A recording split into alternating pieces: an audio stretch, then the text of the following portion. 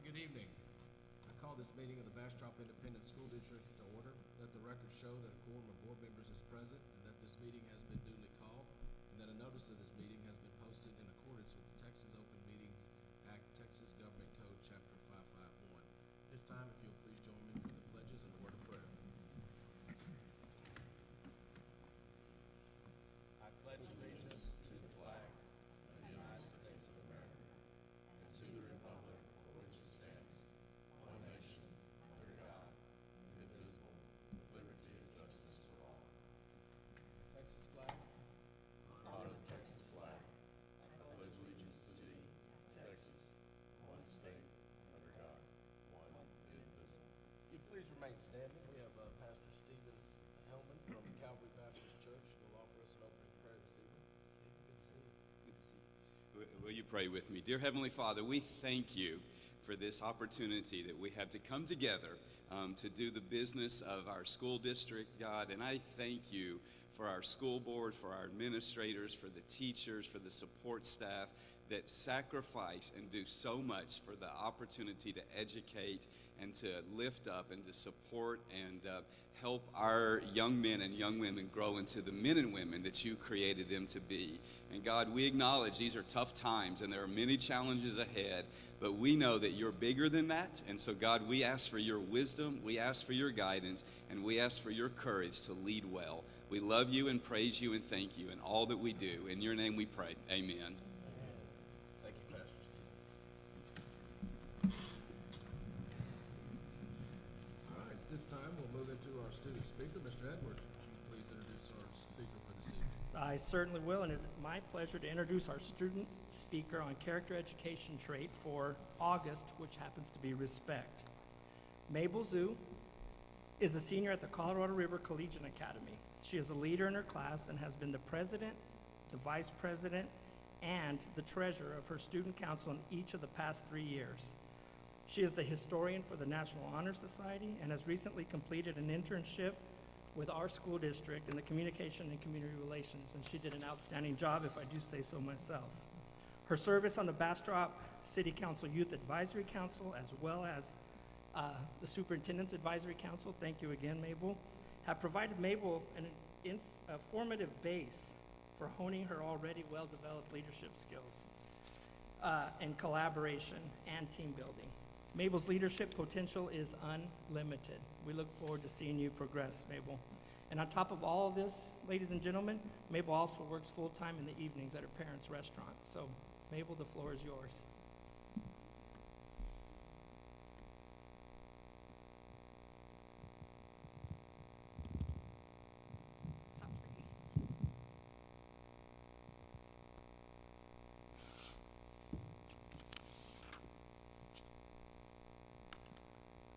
Hello everyone.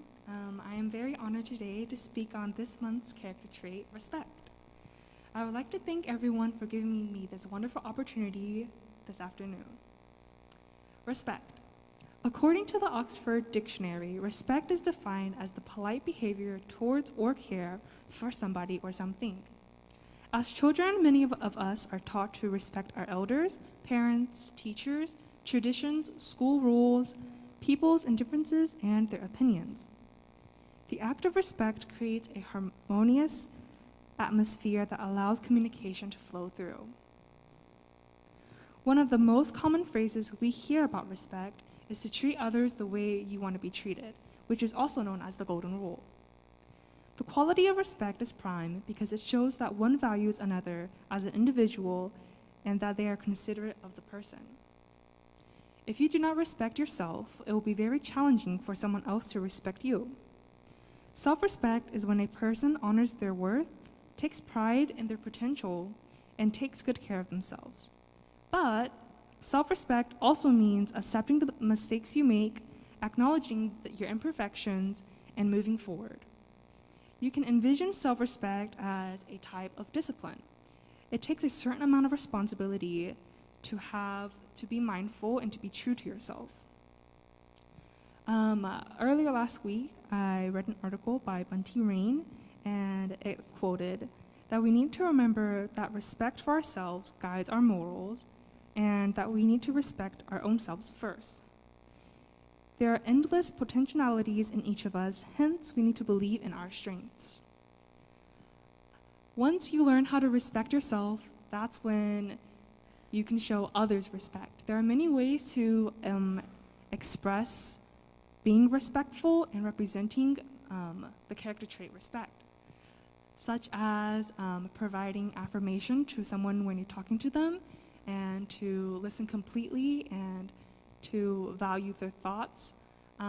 Sometimes some people can be very stubborn, sometimes some people can be very negative, but we need to be mindful and to have a respectful mindset and prepare ourselves and know that, and we also have to be mindful that we don't know what happened in other people's lives, so we need to be respectful of everything that they do. And a famous quote by the founder of the school Inspirational Living, Bisd, once said, "If we can respect the divine within us, it can treat us with dignity. Then we can respect others around us." Thank you.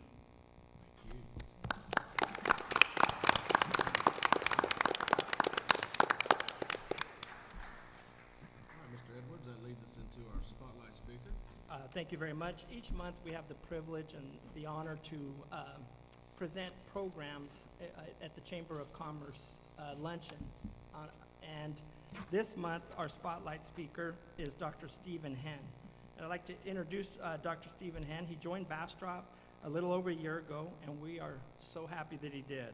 He serves as our coordinator for PTech, which stands for Pathway to Technology and Work-Based Learning, and is doing an outstanding job, as you will see this evening, for our students. He has tremendous experience as an educator, a researcher, and a former director of a career capstone project for high school students for almost a decade. Please welcome Dr. Stephen Henn as our spotlight speaker, and our students, of course, but you'll introduce them.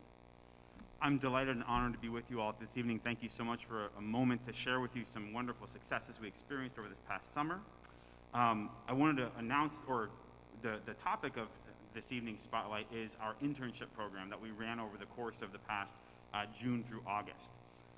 And what's remarkable about the program is that it was only 10 weeks prior to June, so about April time, that we learned it was a possibility that we could launch this program.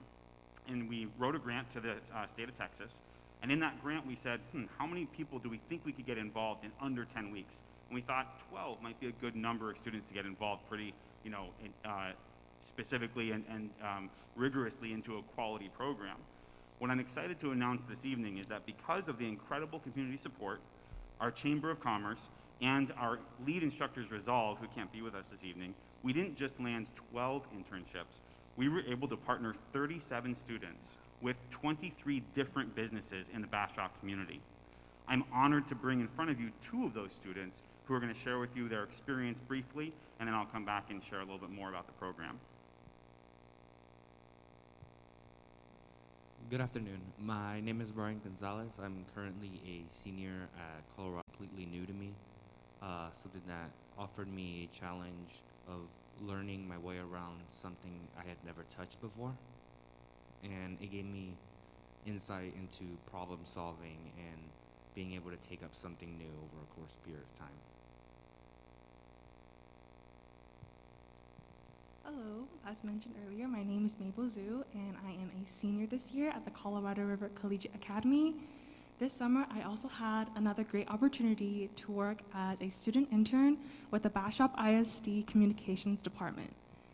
I think one of the most valuable things I learned through the Communications Department is to communicate. There are actually so many things that go on in this department that I was really surprised about. And coming in every single day, I grasped and learned something new, whether it's from graphic designing or learning about the social media to writing press releases and attending online meetings to learn more about the department. I think that the communications department is filled with such joyful and happy and role models. And I'm glad that I had the wonderful opportunity this summer to look up to them. And this internship has strengthen what I want to do in my future so much, and I'm just so thankful for it. Thank you. And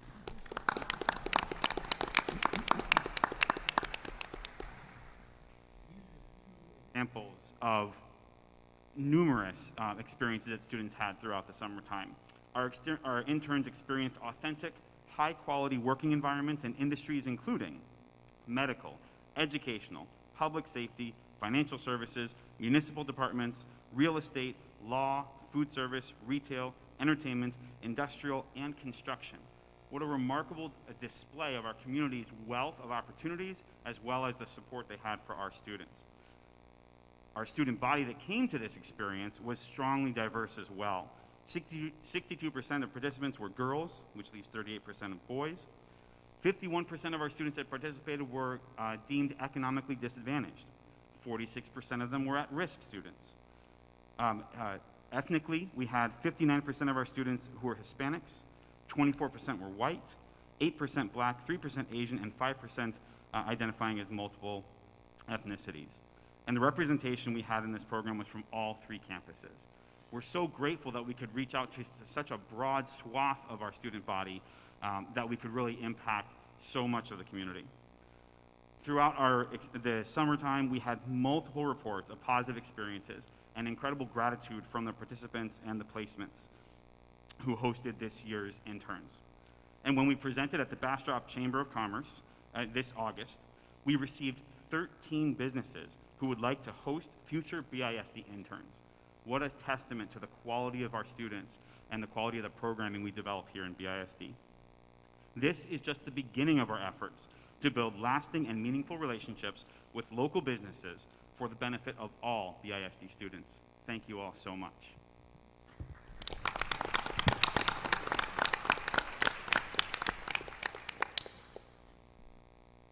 All right, thank you, Mr. Henn. That was wonderful, and we really appreciate your efforts of getting those students out there and getting them in those internships. We appreciate it. Thank you. All right, this time this moves us into our open forum. The board encourages comments from citizens of the district or from district employees. Anyone that has signed up and wishes to speak, either as an individual or as a representative of a group, may do so at this time. The board asks that comments pertain to public education. Remember that the board may not discuss or act upon any issue that are not posted on our agenda. If an issue mentioned is listed on tonight's agenda, the board will defer discussion of that issue until the appropriate time during the meeting. At no time will the board entertain questions from the audience or ask that all audience be respectful of others speaking and presenting. The board has adopted a complaint policy that are designed to secure at the lowest administrative level a prompt and equitable resolution of complaints and concerns. Complaints brought by students or by their parents may be heard in accordance with policies FNG Legal and FNB Local. We will be taking speakers in the order that the requests were received. We allow 30 minutes for open forum, and we have 16 speakers signed up for this evening. Therefore, I will still grant each speaker 2 minutes to speak. And just a friendly reminder out there, I know there's a lot of verbiage on these forms, that you can't mention a student, faculty or staff, or a board member's name in your presentation. All right, at this time, we'll take our first speaker here, Philip Lahan.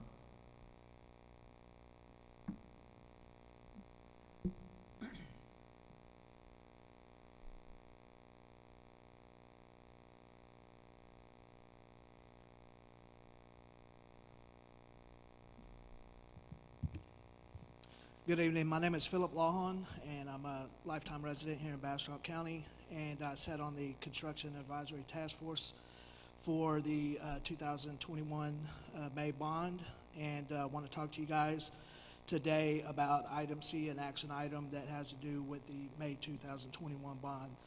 This item is addressing prevailing wage rates for the constructions projects of those bonds. You ask yourself, what is prevailing wage rates? These are the stipulated wages that the subcontractors have to pay the construction workers doing work on those projects underneath the bond. This Before you, I have given you a copy of the Texas Government Code, State Statute 2258, that addresses the prevailing wage rates for the public entities using taxpayers' monies to build these facilities.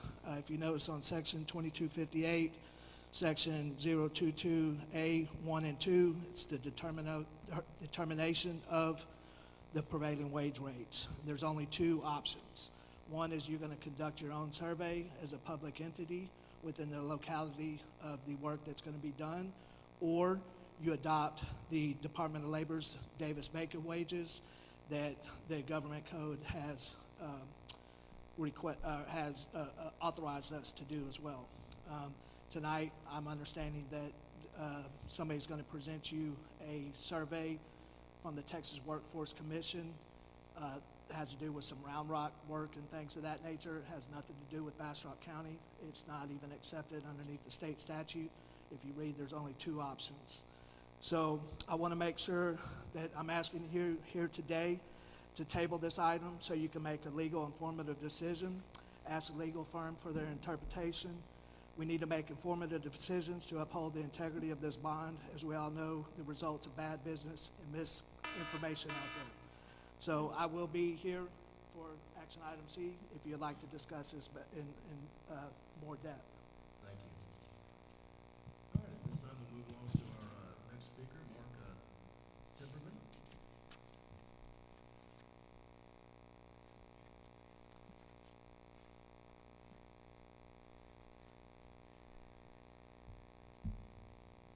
How you doing?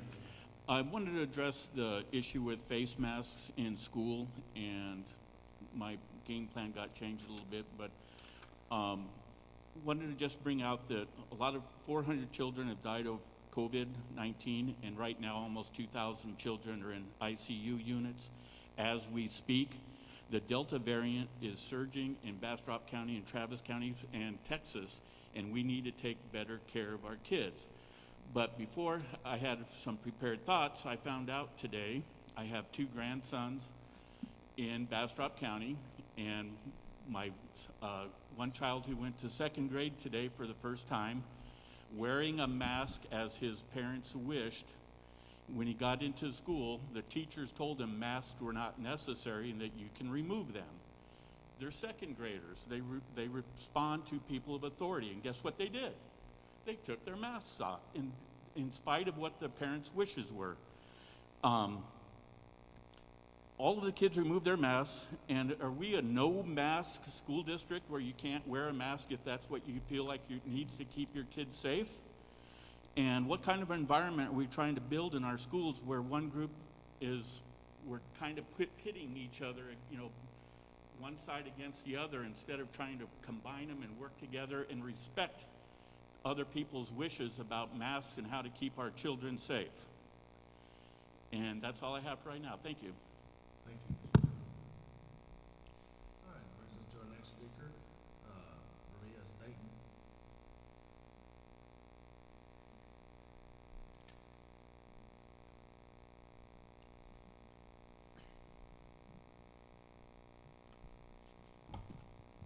Hi, my name is Dr. Maria Montoya Staten, and good evening. I have had children at school here in Bastrop ISD, and they are no longer here. One of them is a teacher, and one of them is doing something else. But I'm here because I want to talk to you about mask mandates for children. I was a teacher, a principal, an associate superintendent in a nearby district where I supervised 40 schools. I know a little bit about school districts and how they function, and schools and classrooms and how they function. During that time, there were two things that I learned in regards to this epidemic and what we should be thinking about. The first is this idea of in locus parentis, right? The idea that we take the responsibility as if we were parents of children that end up in our school district and in our classrooms. It's that serious. It's that big of a deal, right? So when the kids are not at home, they're with us, we take the parents' responsibility as if they were our children. Now, it's difficult when we have some people wanting one thing and some people wanting another. However, that is not your responsibility. Yours is to find out what the best interest of the children, health and safety, what is in their best interest, regardless, because you will not be able to please everyone who comes to you. The second thing that I learned in my over 30 years is this idea of two phrases that keep coming up. First, as a parent, I would receive letters, and there were two things in those letters from school districts. The first one was, in an abundance of caution. We always say that when we send a letter home. And the second one is for the health and safety. Health and safety is our #1 priority. That always comes in the letter. Please think about those things as you decide on what to do about mask mandates. Thank you. Thank you, Ms. Dane. All right, brings us to the next speaker, Megan Boyd.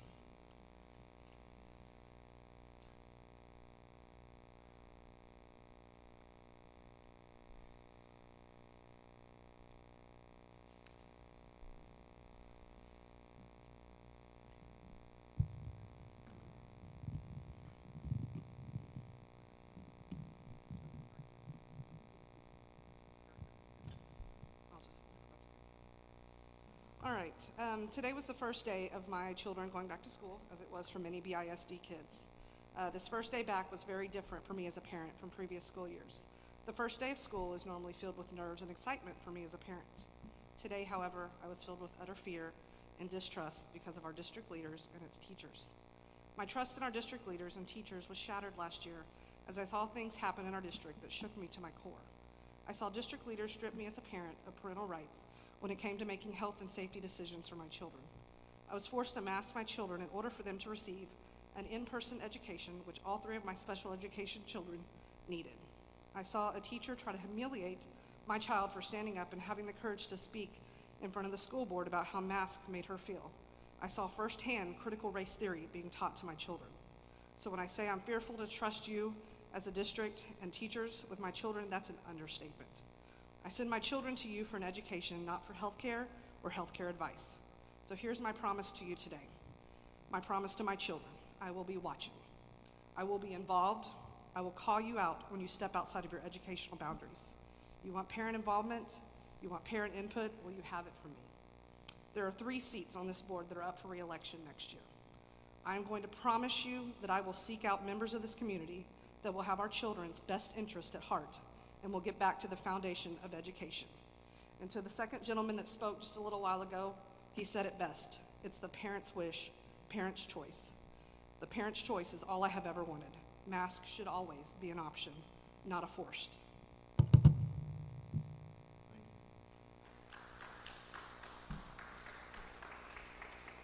All right, our next speaker here is Stephen Chamberlain.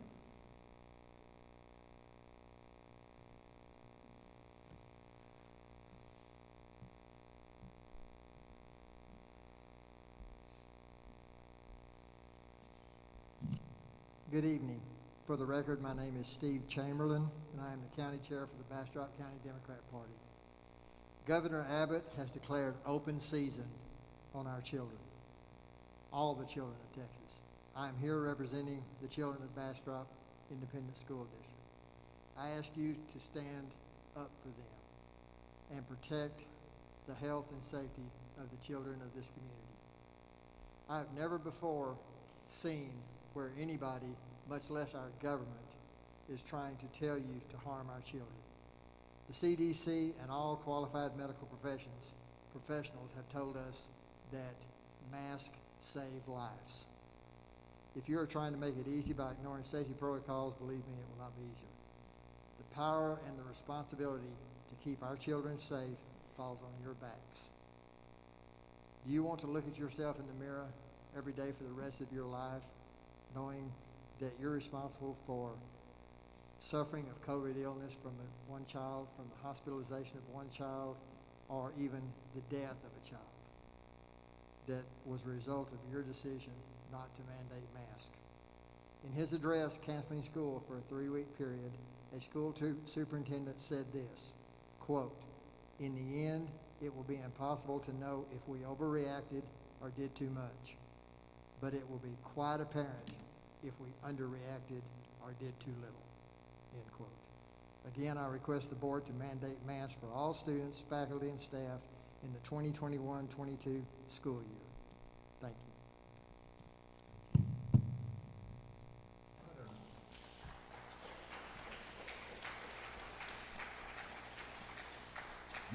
Our next speaker here is Robin Wright.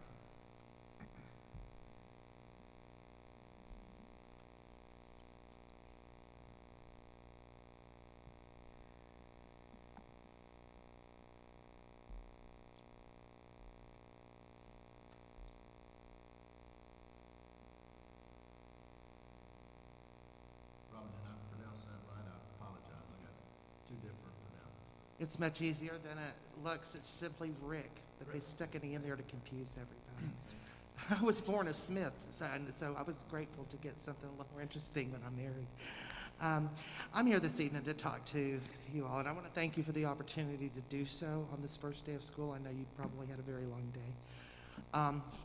But I'm here to talk to you and ask you, implore you to require masks on all BISD campuses and facilities. At least until such time that our younger students and younger community members under the age of 12 can receive a vaccine. Right now they're sitting ducks. Right now they're forced into situations that put them at grave risk. We've seen the numbers have proven that those who are vaccinated are having much less severe cases with this Delta round. So I'm asking you to protect those younger ones. And to get our community out of a bind that it's in. Our rates are very high and they're increasing. I'm also asking you tonight to be a responsible member of our trauma service area, because right now our hospitals are slammed. We know that we depend on Austin. All of the rural communities around here are dependent upon Austin for health care. The medical professionals are begging for mercy up there right now. I've seen numerous districts in Trauma Service Area O that we reside in who have mandated the mask policy, and I feel like those districts are being responsible to the other members of the district.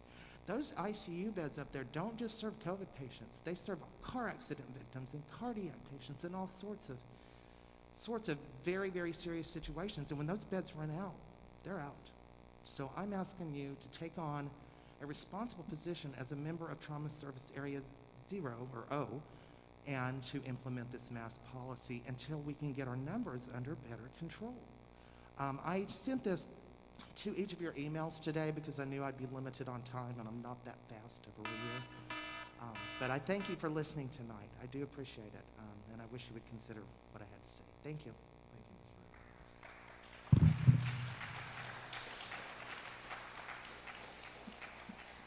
Our next speaker is Dina Eden.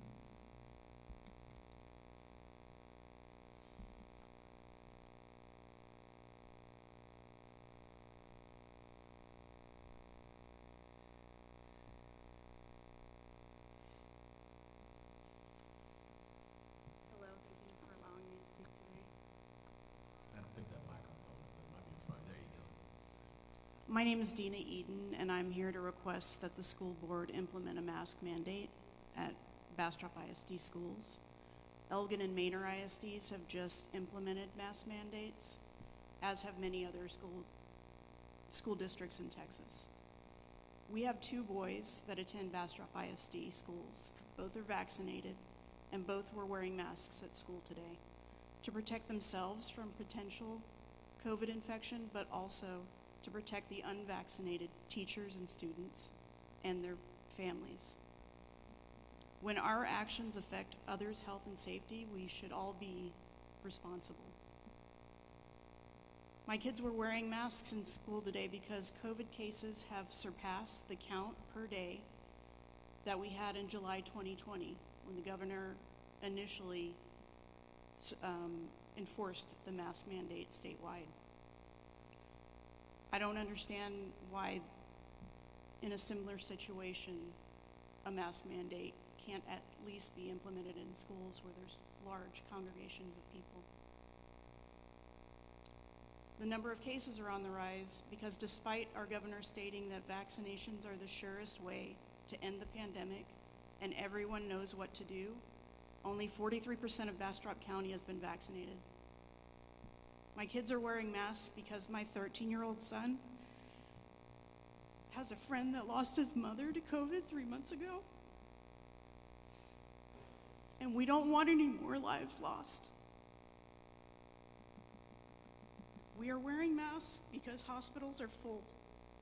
And I would hate for someone requiring emergency care to be turned away. We have to be proactive and take preventative actions.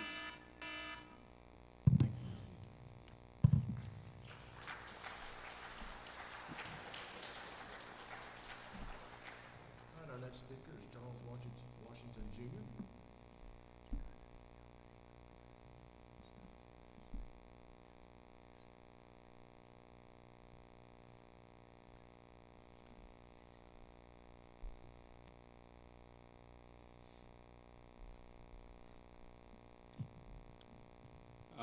I'm going to pull my mask off. I've been vaccinated, so I'm good. My name is Charles Washington Jr. I was born and raised here in Bastrop. I'm a proud Bastropian, proud Texan. I don't like the word mandate, because like most Texans, we don't like people telling us what to do. But I think we're in a situation now where we're going to have to make some changes. I have an 8-year-old granddaughter that I delivered this morning to school in Mena.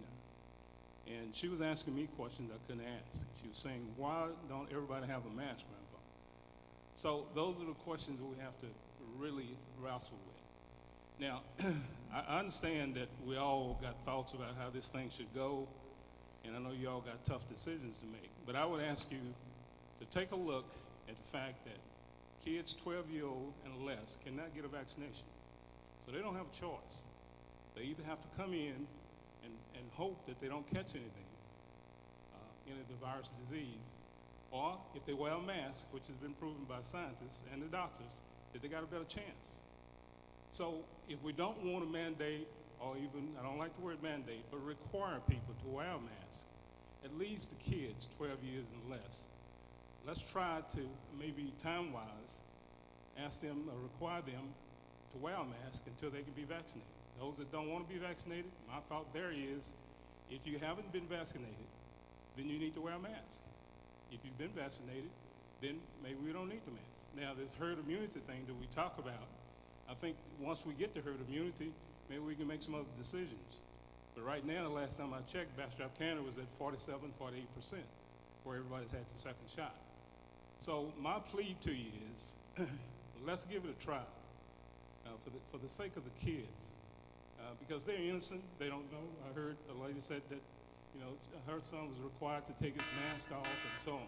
So I would ask you to consider that. Thank you very much. Thank you, Mr. Washington. Next speaker is Tommy Hazelton.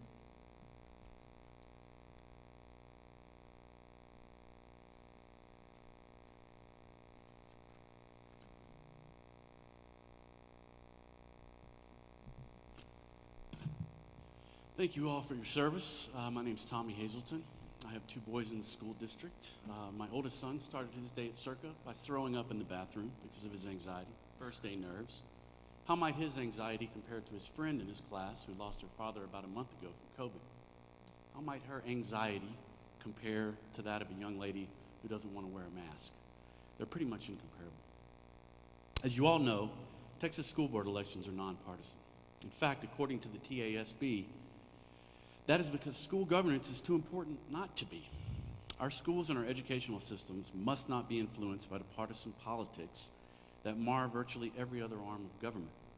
To ensure that, we have nonpartisan elections. With that in mind, it is clear that Governor Greg Abbott has grossly overstepped his jurisdiction with his executive order prohibiting school districts from keeping their students, teachers, and staff as safe as possible. This during another massive wave of COVID transmission that has left the entire 11-county Austin, Texas area now with one single ICU bed. We did not vote for Governor Greg Abbott to oversee our school districts. No, we voted for you. So I hereby encourage and challenge you to take your power back from the man who threatens to take away your ability to best serve our district while trying to prohibit you from doing the job that you were elected to do. I urge you to follow the lead of AISD, Manor ISD, Del Valley ISD, Elgin ISD, and mandate masks in accordance with that of the guidance of the American Academy of Pediatrics, the CDC, and now the U.S. Department of Education, among others. For when and if one of our students or teachers or staff or even one of their family members back home ever needs that lone ICU bed in the coming days, you will know that you did everything you could to prevent that by following the science instead of the politics of a man who wishes to grossly abuse his power at the expense of the health and safety of our students and against the possibility of the only chance we may have for a successful school year. Thank you. All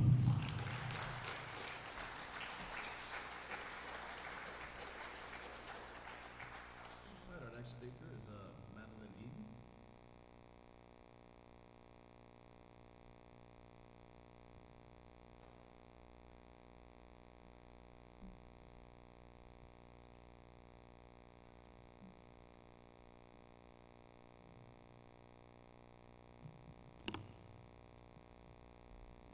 Good evening.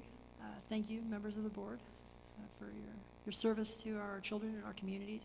I've worked with several of you over the last year to help vaccinate thousands and thousands of people here in this county, through a partnership with BISD.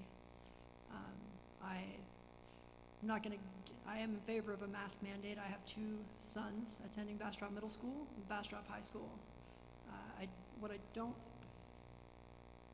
have right now is enough of a sense of urgency that I can convey to you that you should really act on this.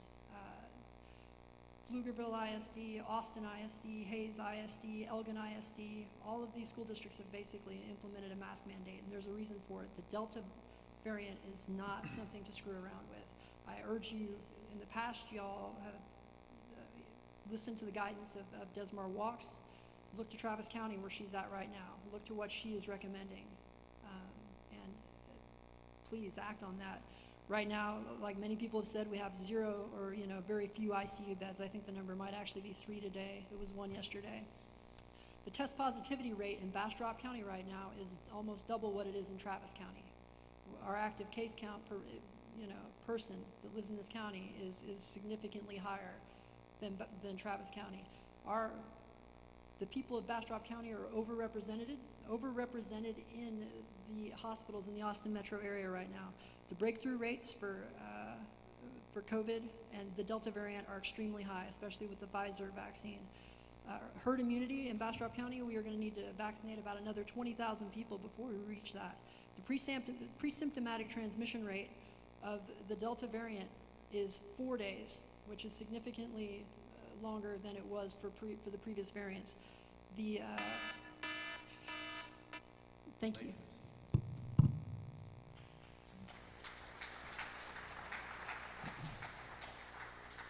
Our next speaker is Amy Ferris.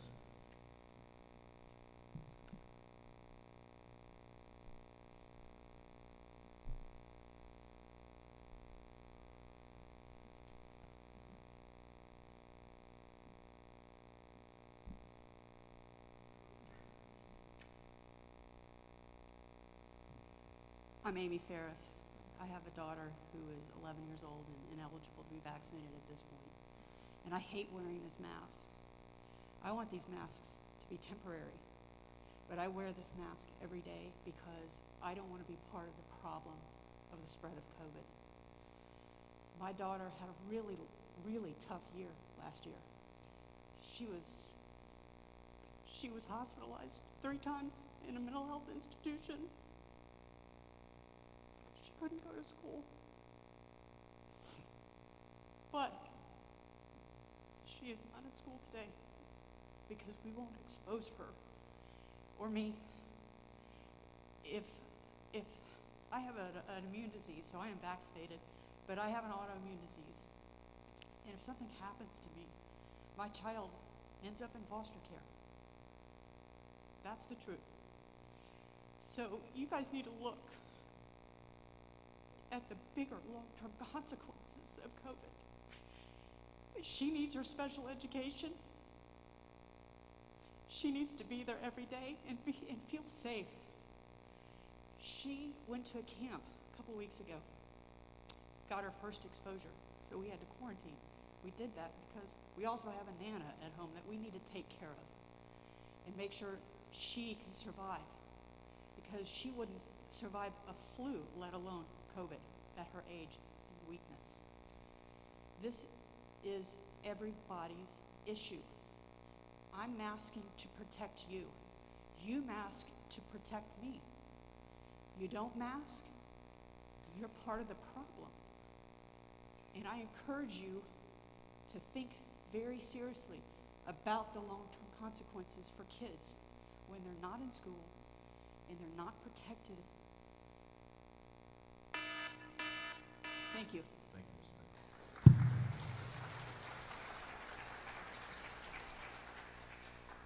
Our next speaker is Cheryl Lee.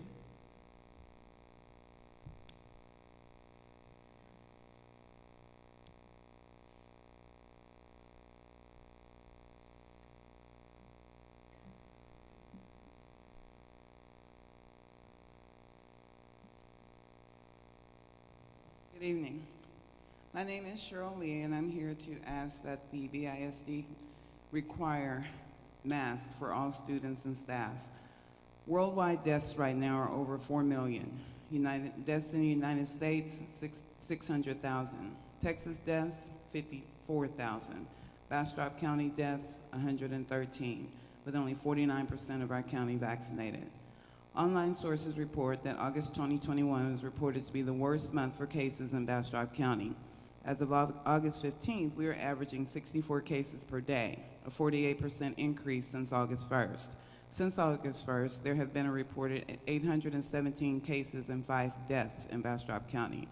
Your own website shows the number of cases among your own staff and students has increased tremendously since August 9th.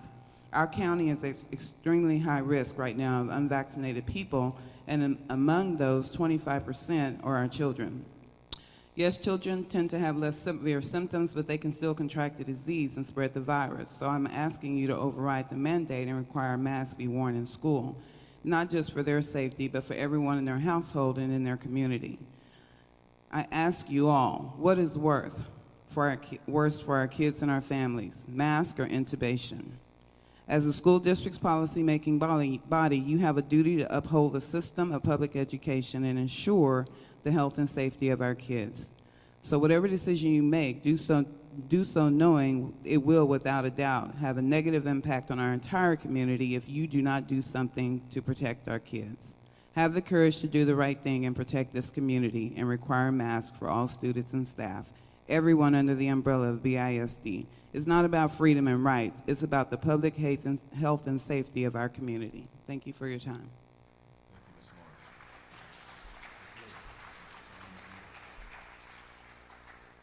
All right, our next speaker is Annie Morris.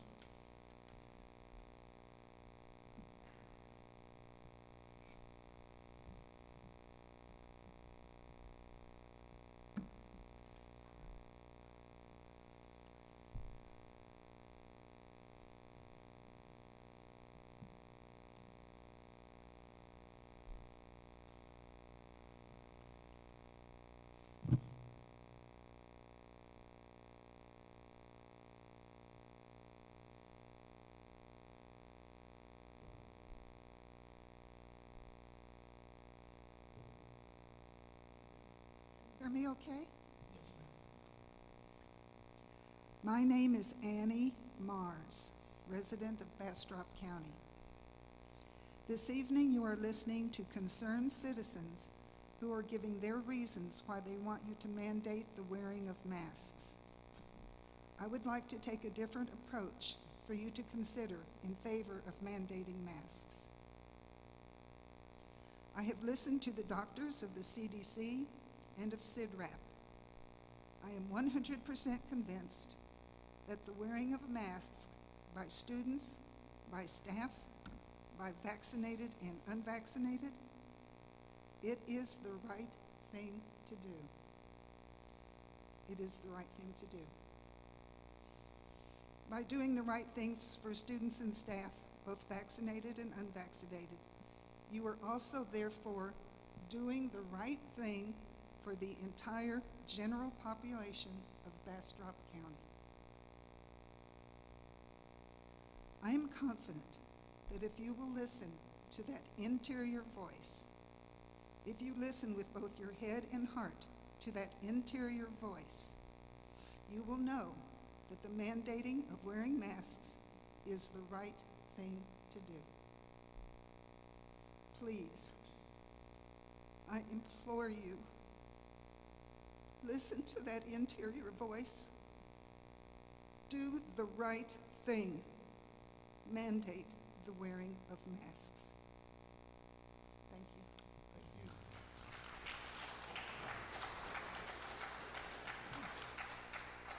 Our next speaker is Isabel Ford.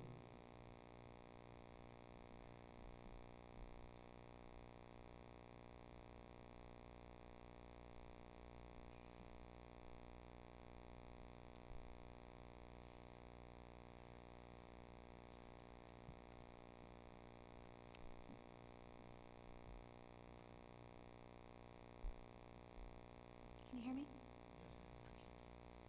Thank you. So, good evening. My name is Isabel Ford. I have a sixth grader at Bastrop Intermediate. She spent the last year at home doing virtual. She did great. She got all A's. She mastered every single section of the STAR test. And this year we were told that virtual is no longer going to be an option. So she was going to have to go to school, and she was going to have to, well, there would be no more mask mandate. So we went to meet the teacher, and it was pretty much business as usual with a couple of hand sanitizer stations and them being told that they have to take water bottles instead of using the water fountain. All I could really think about at that point was that we recently had a bond that, I voted on. We approved. Everybody wanted this. It was for the betterment of the community. We listened to the ISD. They said that this was going to be improvements and expansions of our facilities, and it was for the future of our kids. And so, of course, we all said yes, we needed it. But it frustrates me that our district doesn't seem to be thinking about that future anymore. We have other districts that have shown grit and said, no, we are going to do what's best for our kids. We're going to make that decision regardless of what you tell us. And we have other districts that have been innovative and said, we're going to include the masks in the dress code, or we're going to allow the kids that don't want to wear masks to be in separate classrooms, so that way they still have that choice if they don't want to wear them. And our district has done nothing. Our kids can't get vaccinated if they're, under the age of 12. And our district has basically just sent out the email for, putting out feelers if we wanted to do virtual yesterday, the day before school started. So my kid went to school today. She wore a mask. And she said most everybody did not. I'm asking if we can please consider mandating masks for the future. I don't want us to lose any of our kids to COVID. I don't want to have to see another GoFundMe for one of our kids on Facebook. I'm asking for you to do what we did. We voted for the future, and I'm asking for you to consider doing the same. Thank you.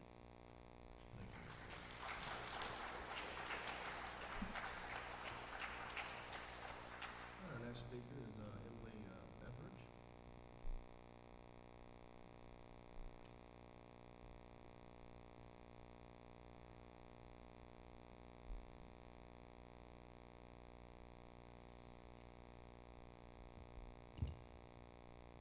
My name is Emily Etheridge, and I'm a junior at Circa. I would like Bastrop ISD to follow Austin, Del Valle, San Marcos, Manor, Pflugerville, and other Central Texas ISDs in requiring masks for all students and staff.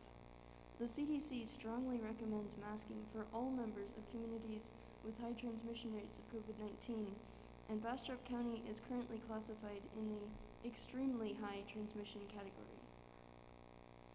I understand that to mandate masks would be to violate Governor Abbott's decisions, but this is a necessary step to protect the health of our community. With Governor Abbott's recent positive COVID test result, I think we should follow the clear science the health authorities are providing and wear masks. I have started a petition in support of requiring masks, which has already been signed by students, teachers, parents, and other community members representing every campus in the district. Here are a few quotes from the comments left on the petition. Masking is a simple step that will protect the county as a whole. As a teacher, I'm so excited to have all my students return in person, but we can only have a successful start if everyone wears a mask. Follow the CDC when it comes to our public health and safety instead of making this a political or freedom issue.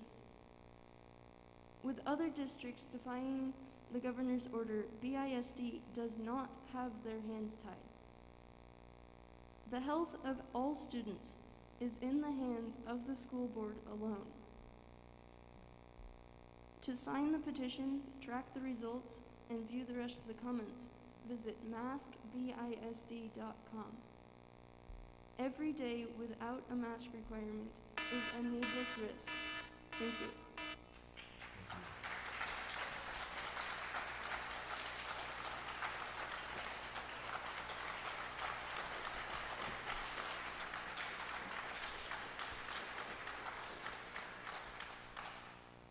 All right, our next speaker is Sappho.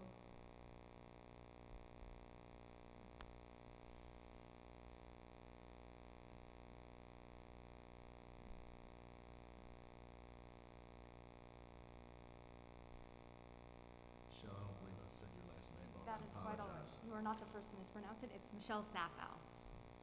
Sure. So I am a Bastrop County resident.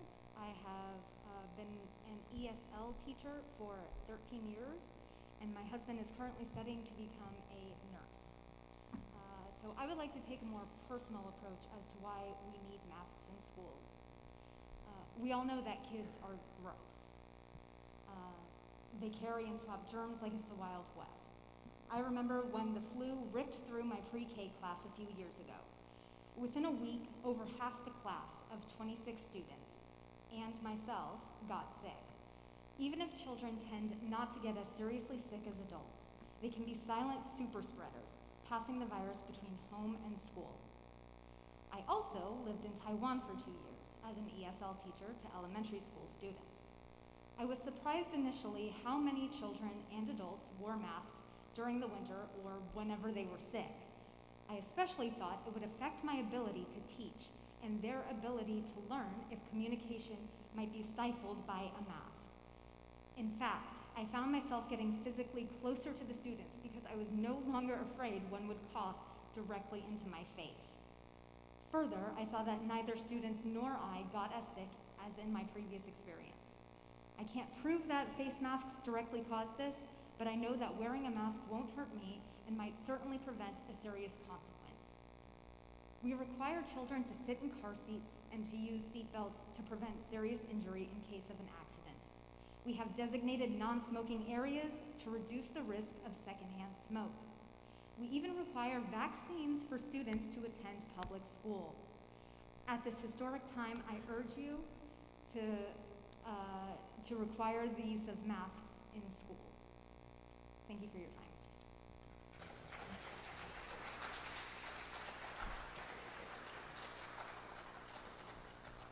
All right, our last speaker for this evening is Alan Laurent.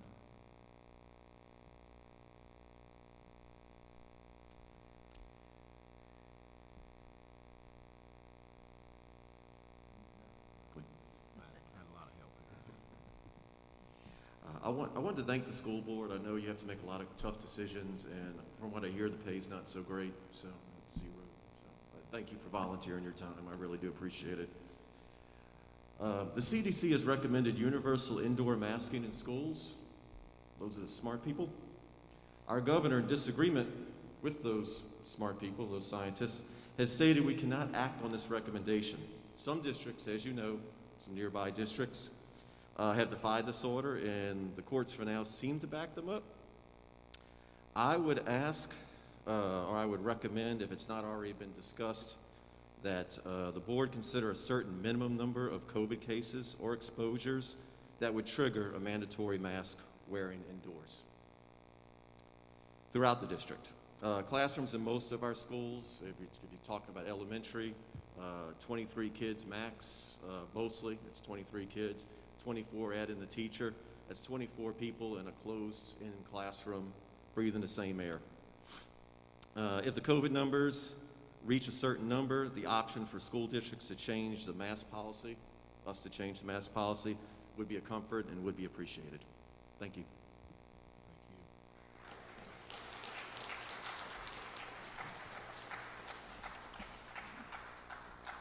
All right, that will conclude our open forum. At this time, we'll move into our superintendent's report and board discussions. First item is a curriculum report, which is for information only. The next item will be a financial report. It will be a bond financial update. Josh McLaughlin, welcome.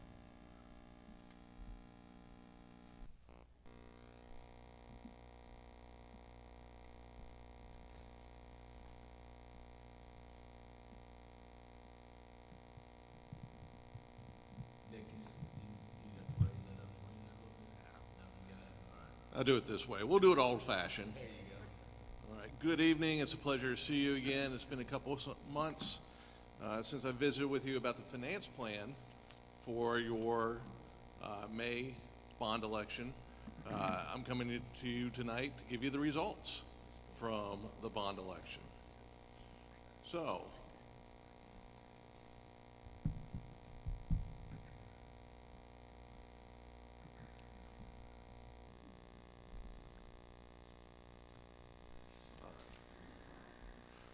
So, last week, on Monday, we were able to go out in the national capital markets and sell your bonds at an all-in true interest cost of 2.26%.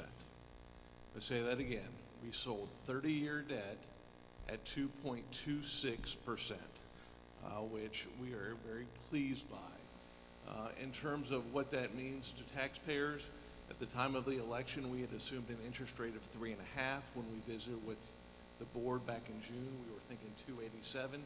Based upon the structure offered up to investors, we came back at 2.26. What that truly means to you is your bond payments, your anticipated bond payments, are roughly $47.6 million less than previously thought. Based upon the results of the sale, you will actually receive your bond proceeds next Thursday on August 26th. The second part to the bond program, or this particular finance plan, was to refinance a portion of your existing bonds at a lower interest rate. We were able to take bonds that had a 4% interest rate and lower that all the way to a 0.67. That saved taxpayers an additional $1 million. So based upon the results of that particular refunding program, since 2011, the district has now completed 10 different refunding programs and prepaid over $11.7 million of bonds, saving taxpayers just less than $41.5 million of reduction of interest cost savings. If you look at this is a bond buyer index. It gives you a general indication of what municipal interest rates are doing. You'll see the historical low was 2.02. When we sold the bonds last week, it was 2.04. So we didn't hit the lowest level, but we came very close, and that is why you got to see the results that you did. In terms of investor interest, we had a lot of investor interest. Over $341 million of orders from investors came in on the transaction. That allowed us to lower yields on each of the bonds anywhere from 1 to 3 basis points. So a very good bond sale. And in terms of the number of investors, we had several committing capital of more than $5 million. You'll see the ones listed here, but Simmons Bank put in orders for over $42 million in and of itself. First Republic, $38 million. Fulton Advisors, $25 million. And you'll see the very large bond investors there. So good participation. Your bonds went to several different places, investment managers, trust, bond portfolios, insurance companies. So every different segment of the market was represented on your bond sale. One of the things we do every time we go sell bonds is we go get an independent review from the rating agencies. In this case, we went to Moody's and S&P. where they provided a rating on your bonds of AA3 and AA minus respectively. Those are excellent ratings, but you also sold your bonds with the permanent school fund guarantee, and you got the automatic AAA ratings. But through their independent review, they talked about why the district is so highly rated. They talk about the location of the district, obviously the strong economy that you go through, but more importantly, and this speaks to the management of the district, they talk about your healthy reserves. They talk about your management practices that give you financial stability. Those things led these investors to buy your bonds where you got such a low rate. So, those are the results of your sale. Congratulations. I finally got the confetti to work on the screen. I'll be happy to answer any questions you have.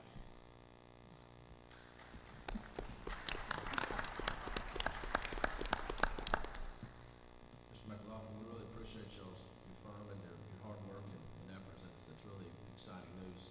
And so that was fantastic. Mr. Edwards shared that with me this weekend. And so we're really excited. Does the board have any questions for Mr. McLaughlin?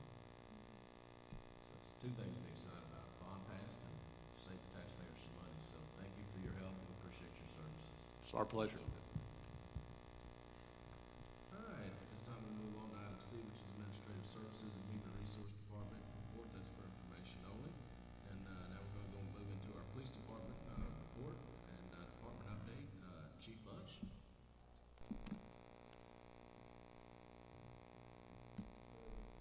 Thank you for the opportunity. I would like to take a few moments to introduce your police department to you. There they are. Now, I will tell you the pictures that Nick took, they added about 10 pounds to a couple of us. I'm just going to say that up front. At least they're current, though. Yeah, they are current. They happened the other day. Your police department currently has 13 sworn positions. Out of those 13 sworn positions, we also have one administrative services person. We have an IT person. We have 2 night watchmen. Out of those 13 sworn, we have 213 years of combined law enforcement experience between us. I possess probably half of that. They pointed that out. This summer alone, we had over 1,800 hours of training that we also attended this summer alone. We're already planning on additional training during professional development days and also next summer. Part of those training days, we collaborated with the Bastrop County Sheriff's Department, the Bastrop Police Department, and the Bastrop Fire Department. We met again today, and we're already planning to do additional training as a collaborative group together. And so that's the way we're going to make sure we keep this community as safe and our kids as safe as we can, is by working with our law enforcement, our first responder partners. We have Monica Langley. She runs the show. Her quietness doesn't say enough about all the stuff that she does for us. Colin Shadwell was promoted to lieutenant this year. Colin is now enlisted in what's called the LCC. It's the Leadership Command College. It's put on by what we call LEMIT, Law Enforcement Management Institute of Texas. It's a highly sought after school. It takes oftentimes a couple years to even get in there. Clint Nagy with the Bastrop Police Department is also trying to get in at this time. It's a very sought after program. We also promoted this year Jesse Deal to sergeant. Jesse just got through attending what's called the FBI LEDA training. It's a trilogy class. LEDA stands for Law Enforcement Executive Development Association.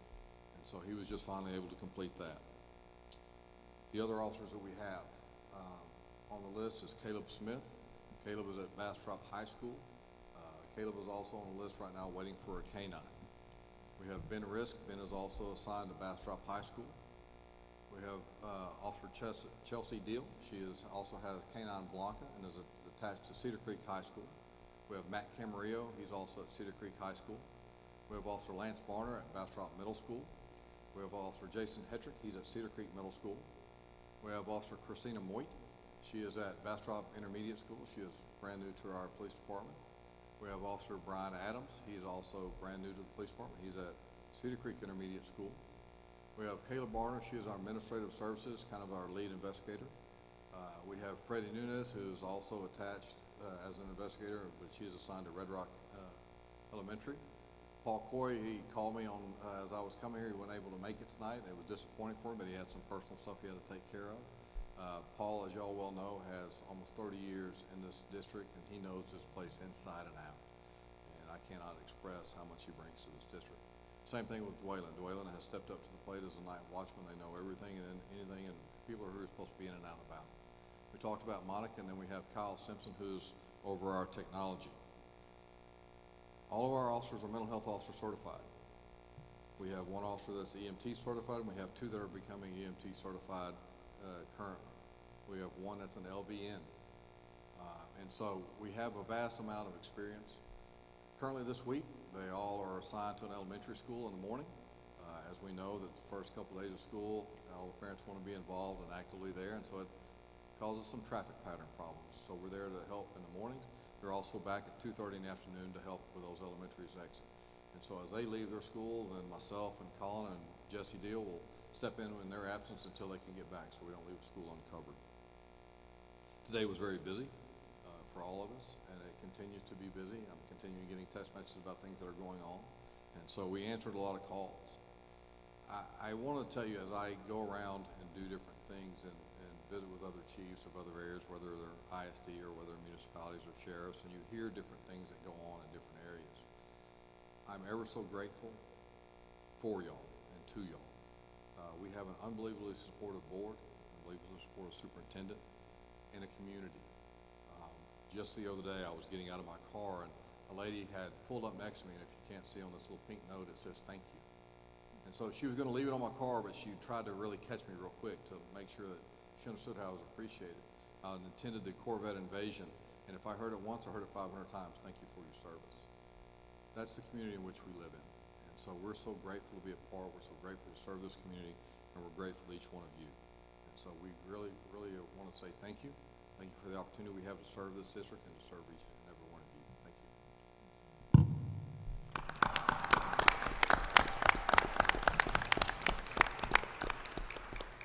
Chief, to you and all your officers and support staff, thank you for what you do.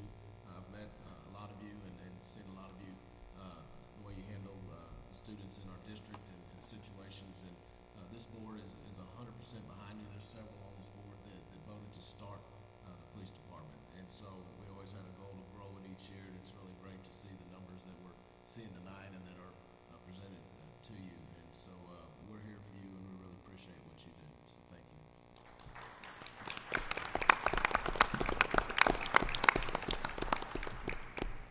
All right, moving along on our agenda, the operations department report is for information only, which moves us into communications and community relations report. We have the 2020-2021 ACE grant update. Mr. Villa.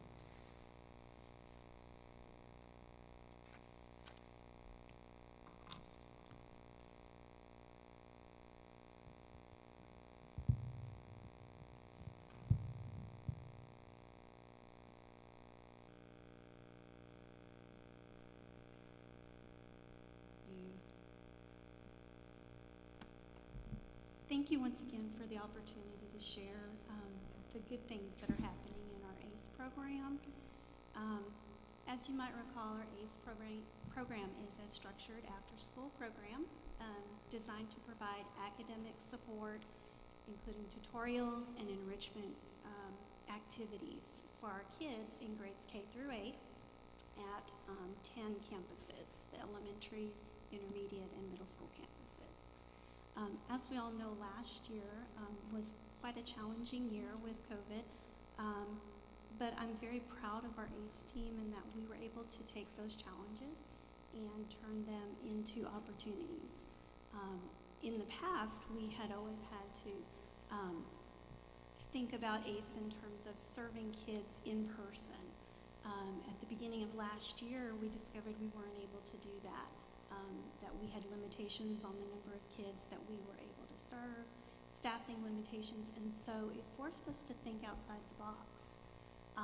One of the ways that we did that was by implementing virtual tutorials.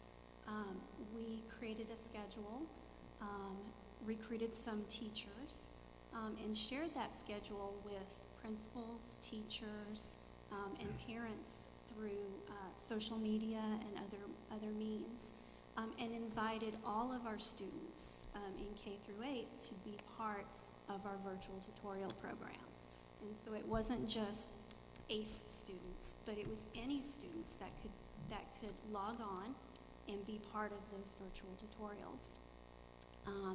And it was wonderful to see that we were able to impact not just the kids who were traditionally part of the ACE program, but other kids as well.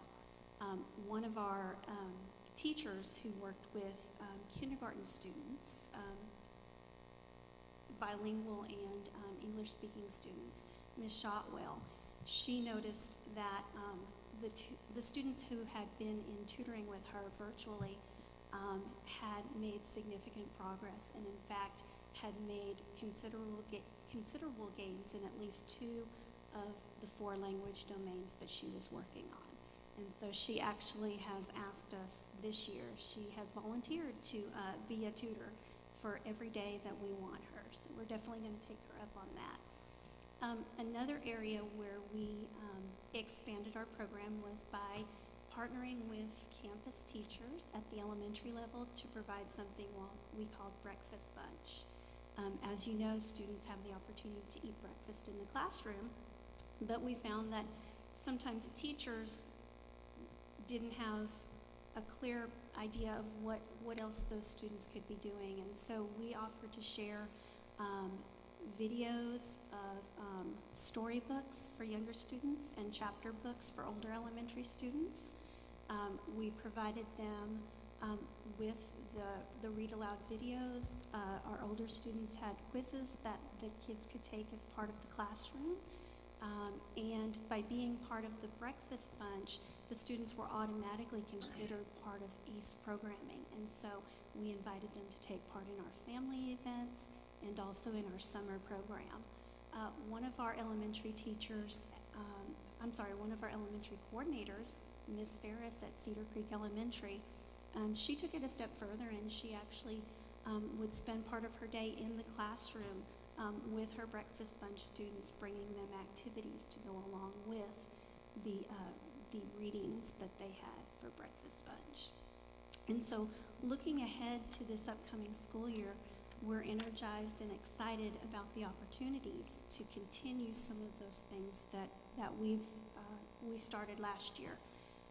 We want to continue Breakfast Bunch and expand that in-class presence of our ACE coordinators.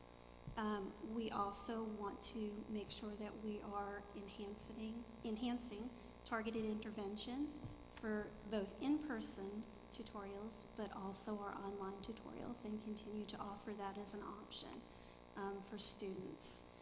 We plan on introducing ACE in the AM for our intermediate and middle school campuses. We are going to, as I mentioned, continue to offer our online tutorials. We'll be offering more community-based family events, expanding our partnerships with community organizations, and encouraging community voice through our ACE Community Advisory Council. Are there any questions? Any questions from the board? Okay, well, thank you. Thank you very much.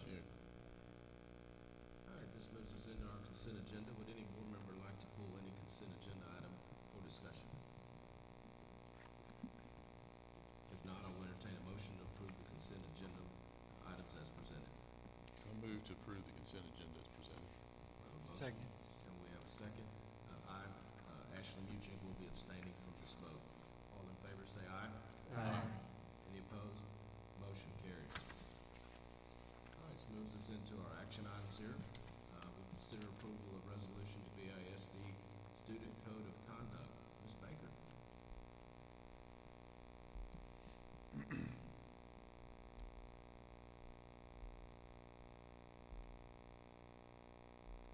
Can you all hear me okay? Thank you.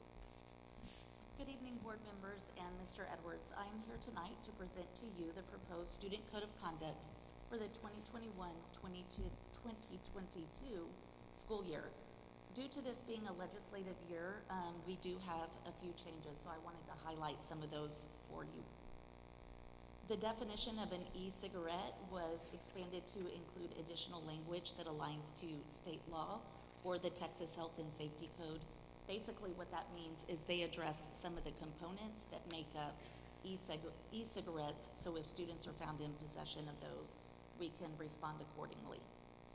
Senate Bill 530 expands the offense of harassment under the Texas Penal Code to include publishing on a website, including a social media platform, repeated electronic communications that are reasonably likely to cause emotional distress, abuse, or torment to another person.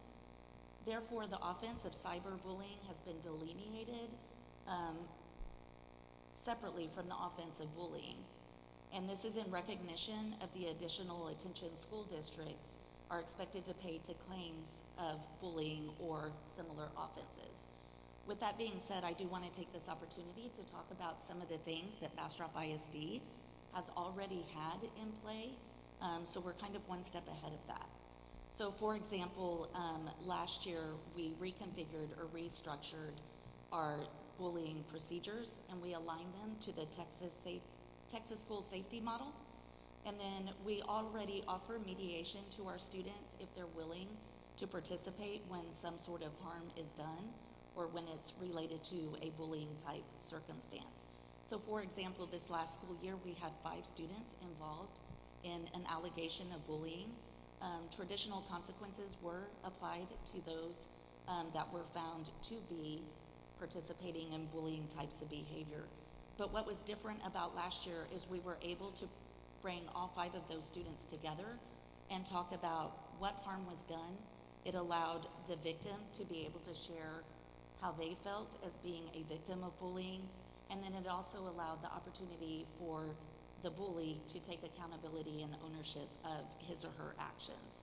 And so those students were all within the same classroom, and by doing that, they were able to go back into the classroom without any further incidents for the remainder of the school year. Another thing that the district did proactively is we purchased bullying prevention kits for our elementary campuses. So during the month of October, we have already implemented utilizing these kits because October is Bullying Prevention Month, and we've been working in collaboration with our newly named coordinator of counseling, and so our counselors will help implement these lessons on our campuses for the elementary levels.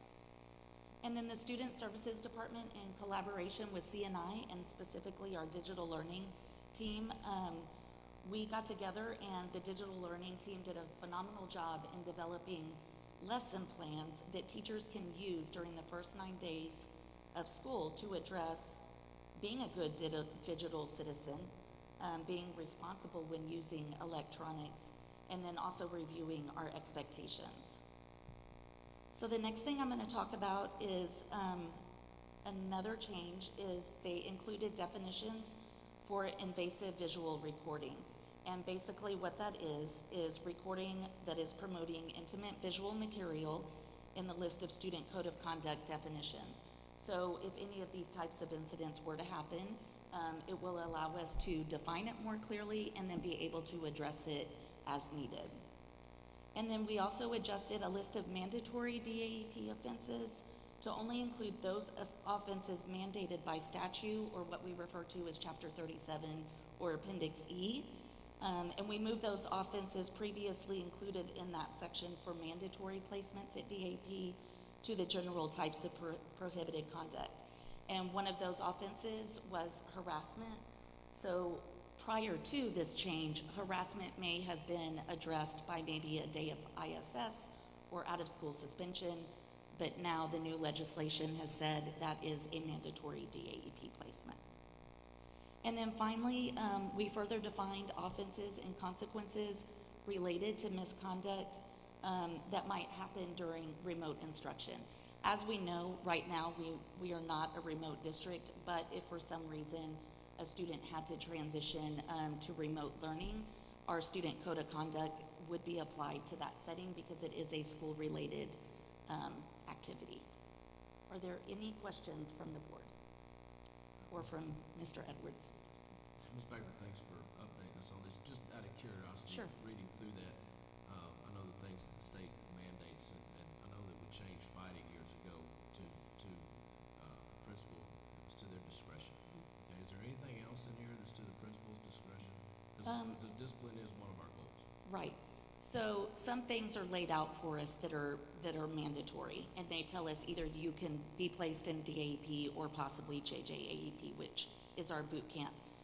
There are several things that we do have discretion over. We have a process for our administrators that allows them to look at the offense, and then they also take into the considerations that Chapter 37 requires us to do, to look at the intent of the individual, whether or not they were acting in self-defense, and then also do they understand the wrongfulness of his or her actions. And then they're able to look at that and then also ask themselves some additional questions, like did the behavior pose an imminent danger, or was it a safety concern to others? And as they go through that process, then absolutely they can make a proposal to place out of a classroom or off campus as needed. And so those proposals come to your department? And Correct. y'all review? Yes. And approve or okay. Yes, and we do a lot of collaborating and discussing and walking through those. And I will say, I think it's benefited our district. I think it ensures that we're being consistent across our district as well.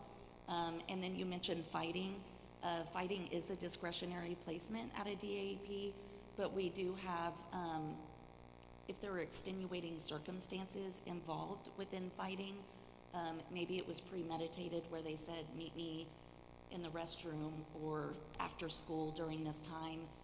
Maybe they planned to record it and post it on social media. And so if it meets some of those circumstances, then we can definitely review that, discuss it, and propose a placement at DAP. Great. I asked that question just for the board's knowledge of the process and that's in place. And I would just continue to encourage to get the APs to be, all of them to be consistent across the district and situations. So I know we've come a long ways and we're getting there. So appreciate what you do. We are, and I appreciate the question as well. And I do want to let you know that our administrators, I think we have a great partnership. It's always an open line of communication. If they reach out to my department, I try to get back to them in a timely manner, or as much as as soon as possible, because we also don't want to delay the process because there are certain timelines that we have to meet. But I think it's been a very positive partnership. So I appreciate it. Great. Any questions? Any other board members? Thank you very much. Okay, so I recommend that the board approve the 2021-2022 Student Code of Conduct. I so move. A second. We have a second. All in favor say aye. Aye. Any opposed? Motion carries. Thank you, Mr. Okay, thank you. Thank you. Yes, ma'am. All right, moving along, we'll consider approval of the proposed tax rate to be published in the notice of a public meeting to be held in September. Ms. Tina Edgar, you're a busy lady tonight on our agenda. Absolutely. Good evening, Mr. President, Superintendent Edwards, and Board of Trustees. So this evening I'm providing a very short, brief presentation on our proposed tax rate for 21-22. Let me get this rolling. Okay. This is all information you have seen previously, but due to the budget adoption in September, we have a tax rate hearing. We're presenting this to you this evening for just a reminder. So the first slide illustrates our tax rate over the past 10 years. We did see a 4-penny decrease in 2013 on the debt service side, and then we refer to the debt service as the interest in sinking, or INS, tax rate. We were then very consistent for the next 6 years that followed, and then beginning in 2019, for the following 3 years, we will be decreasing the tax rate on the maintenance and operations side by an average of 5.6 pennies per year, which is attributable to House Bill 3, which is coming out of the 86th legislature in 2019. So looking at this information a little differently, in Table 3, you can easily see that we decreased 7 cents in 1920. We decreased then another 5 pennies in 2021. And again, we're making a recommendation to decrease the M&O by 4.8 pennies for the upcoming tax year. So this will result in a total tax rate decrease of nearly 17 cents over the past 3 years. And again, that's attributable to House Bill 3. So breaking down all the components of the tax rate, We've calculated a compressed tax rate of 82.2 cents plus 5 enrichment pennies for a total M&O tax rate of 87.2 cents, and that's compared to 92 cents in the prior year. And then our interest and sinking rate maintained at 40.1 cents, and that's an overall tax rate of 1.273, again, nearly 5 pennies down from prior year. So therefore, it is our recommendation that the board approve the proposed tax rate as presented for publication and consideration of adoption at the September 21st board meeting. I entertain a motion at this time. I recommend the board approve the above tax rate be published and adopted at the September board meeting. We have a motion? Second. Several seconds. All in favor say aye. Aye. Any opposed? Motion carries. All right, that moves us along here. Considering approval of prevailing wage rate for May 2021 bond projects. Prevailing wage laws require all on-site employees to be paid fair wages, benefits, and overtime weekly while working on government-funded construction projects at a minimum dollar threshold of $2,000. The Texas statute, Government Code 2258.021, only requires payment of the prevailing wage for similar work in the same locality. This section does not specify how to conduct a wage survey to make that determination. So the district has worked with our legal counsel and with American Constructors to provide a prevailing wage schedule published by the Texas Workforce Commission for our area, and that's included in your board packet this evening. Because the Texas Workforce Commission collects that data and is in the business of collecting that data for use by businesses, individuals, and entities, it's very reasonable for us to use that information as the underlying basis for the district's prevailing wage determination. As due diligence, we did compare the schedule with those of surrounding districts, and we're consistent with best practices. So it is our recommendation the board approve the adoption of the prevailing wage schedule as determined by the Texas Workforce Commission. I'd just like to note that I visited Mr. Edwards on this, and for the board, the school did get 2 independent attorney reviews and recommendations on this for what's being presented tonight. Any other questions from the board? This time I'll entertain a motion. I recommend the board approve the adoption of the prevailing wage schedule as determined by the Texas Workforce Commission for Austin, Round Rock MSA, and Rural Capital Area WDA. We have a motion, we have a second. Second. We have a second. All in favor say aye. Aye. Any opposed? Motion carries. All right. We'll now consider approval of extending paid sick leave, a resolution for the fall semester.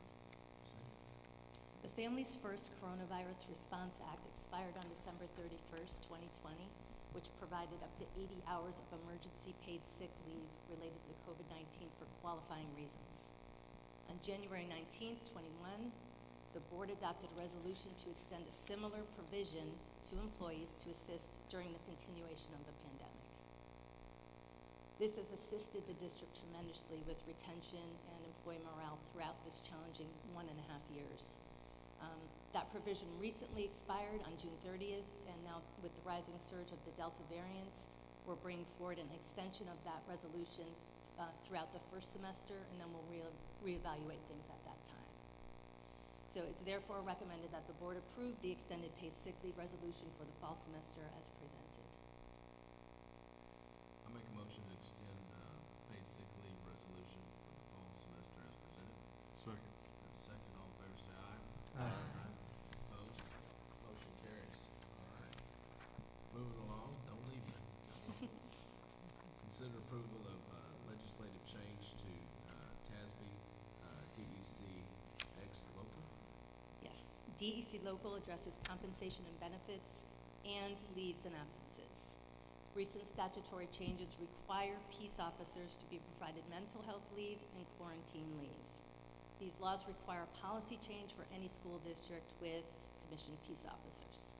So I recommend the board approve the policy change in TASB policy DEC local as presented.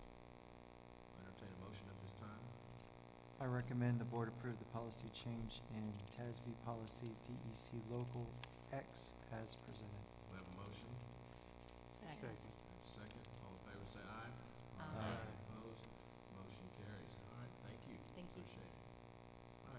consider approval of staff development waiver. Dr. Oliveris, so quiet over there to come with such a smile.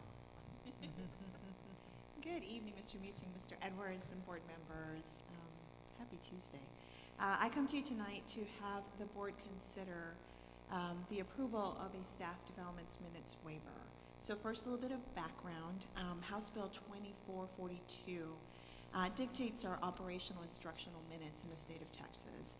We are required, and they are set by the state at 75,600 instructional minutes for an academic school year.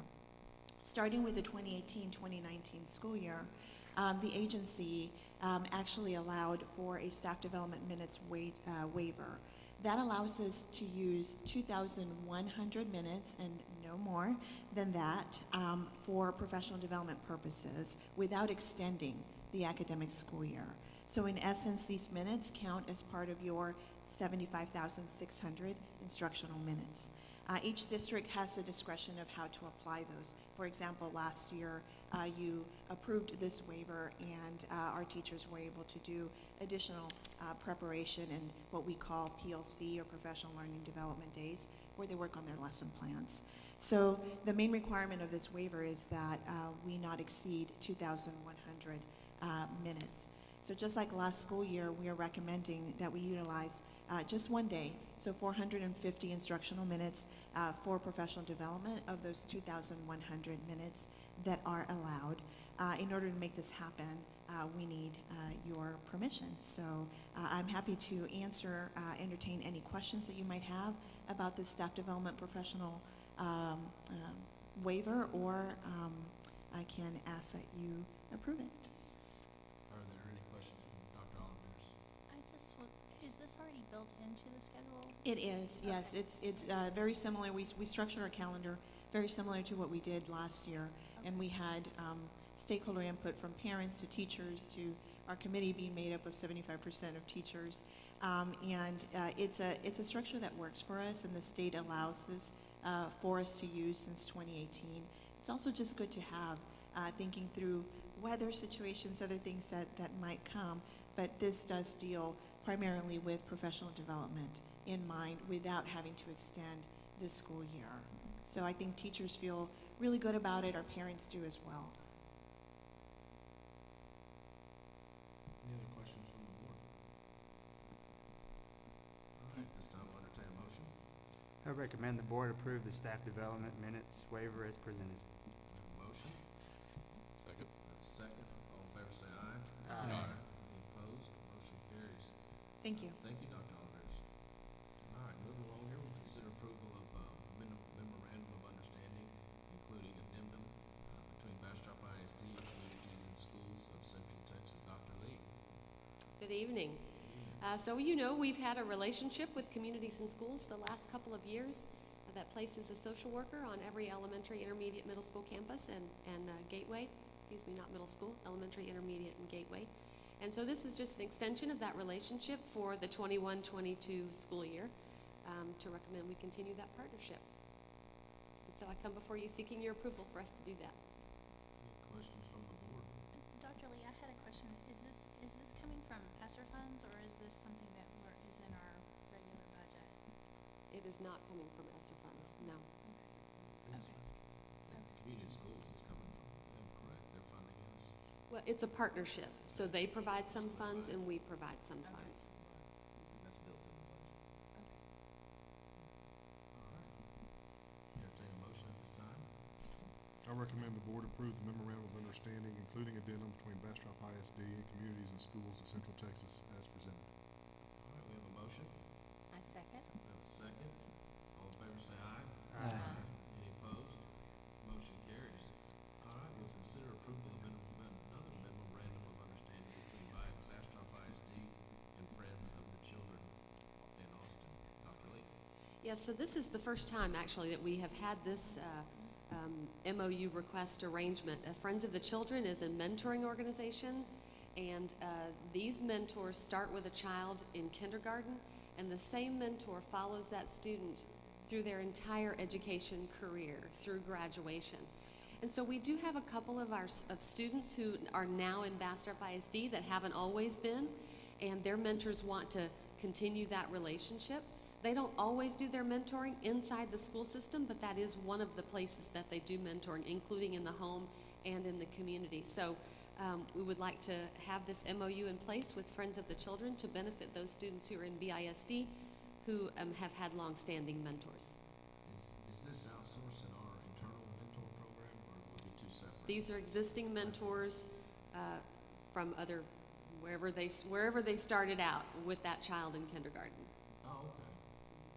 So they were at another district? We might try to steal them. I'm not going to say that we won't, but If they were at another district and the child moved to a different district, they could follow them over? the mentor follows them wherever they go, yes. Any other questions from the board? We need all the help we can get. I'll entertain a motion. I recommend the board approve the memorandum of understanding, including addendum between Bastrop ISD and the Friends of the Children, Austin, as presented. All right, we have a motion. Second. We have a second. All in favor, say aye. Aye. Any opposed? Motion carries. Thank you, Dr. Thank you so much for your support. Ma'am. All right, now we'll consider a nominated individual for the position on the TASB Board of Directors. Does any member of the board, I know there's 3 members in your board vote, does any of the board members have a recommendation?